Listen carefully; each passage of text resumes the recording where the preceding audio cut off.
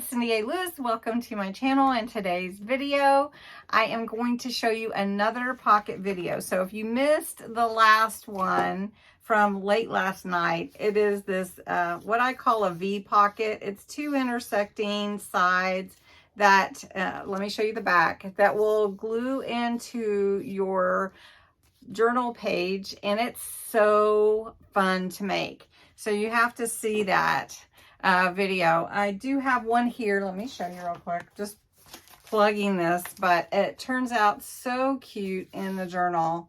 So just so you know. All right. Today's video though is it's a folio pocket with two side pockets. Super easy to make, and we're gonna make one tonight.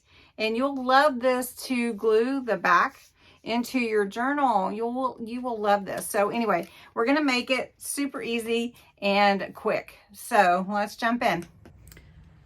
To make this folio is really easy. You've got your side pockets, and you can put your ephemera, journaling cards, pictures, whatever, and you can decorate it. It just folds. It's one sheet, and you just fix it however you would like with your own theme and decorations. I kind of like the vintage look. That's my favorite. So this is what I did. I did use some 3D foam to give my pockets a little more room. So to make this, you need a 5x10 sheet of paper cardstock to go in your journal. This is the Wild and Fancy paper pad that I had.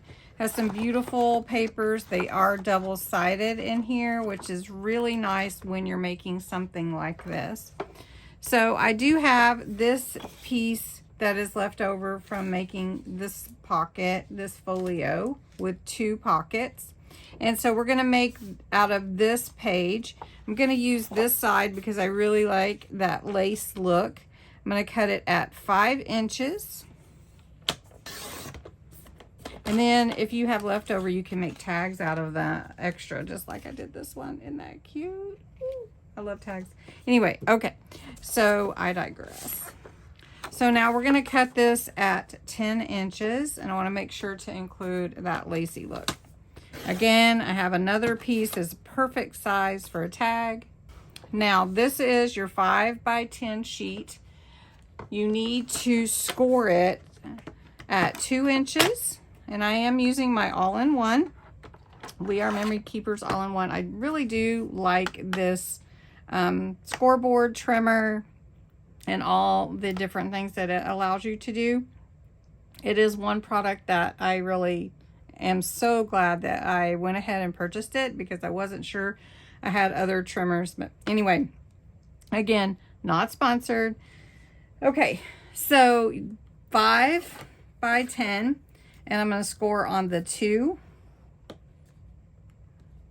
inches. Okay, and then I'm going to score on the 5. If you do not have your own scoreboard, you're just going to measure at 2 inches, and just really carefully make sure that you have your straight lines, and then at 5 inches, which is in half, and then flip it around if you need to, but this would either score at 8 or at 2 as I flipped it around. All right. So you can see my scores on the paper. Maybe you can't that well, but the paper does have its own design on the back. So I want this to be my first folio pocket here, and then I'm going to fold it in half, and then this is my other folio pocket. So you really have the basic workings of your folio with 2 pockets on the inside already. Now, I like to vintagize or distress my edges. I also want to make the inside with a little cutout, which is a half circle. So before I distress it or before I vintagize my edges, I'm going to open it back up and just fold it in half. Now what I want to do is find out where my middle is, and then I'm going to take a circle punch. This is a 1.5 inch, and I'm going to just do about a third of it on the edge here to make that little round cutout, my thumb hole, I would call it.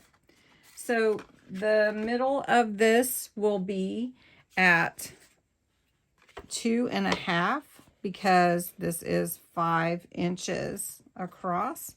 So 2.5 is right here, and I'm just marking it with a pencil so that I can see where that should punch.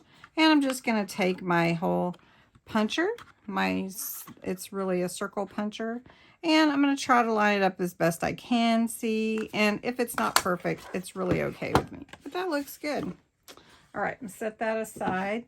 Now what I want to do is take some paper to cover my table here, and I'm just going to open this up, and I'm going to use today this Distress Oxide Vintage Photo by Ranger ink pad and a blending tool, and I'm just going to go around the edges to bring in some aging effect.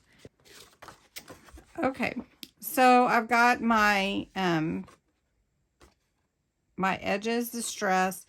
Now I'm going to fold it, and I need to distress these edges also because those will be the ones that will show up when I open and close this little folio.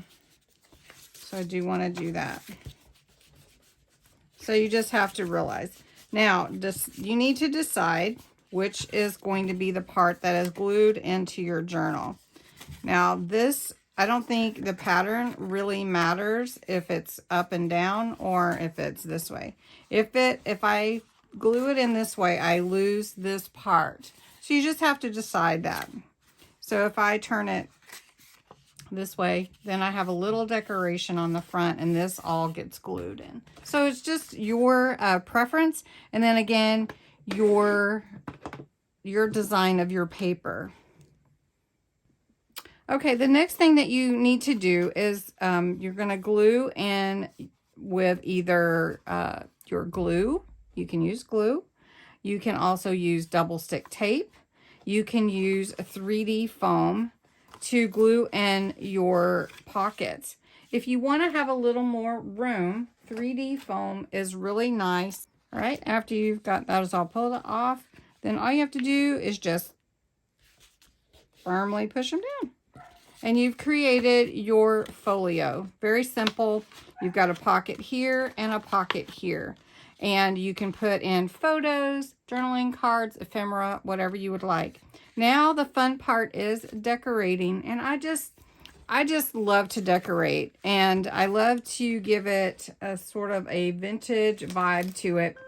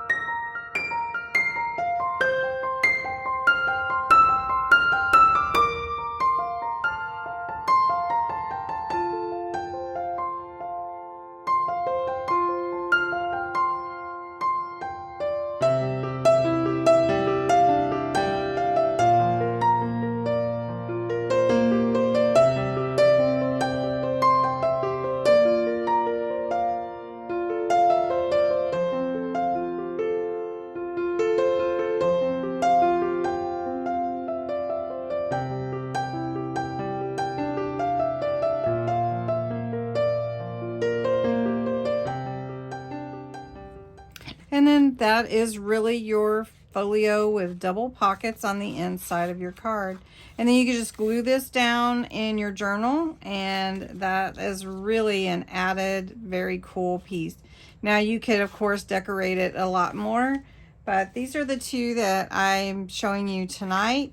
and they turn out really, really beautifully. So I hope that you'll try this new pocket and let me know what you think about it. So thank you so much for watching and have a great night.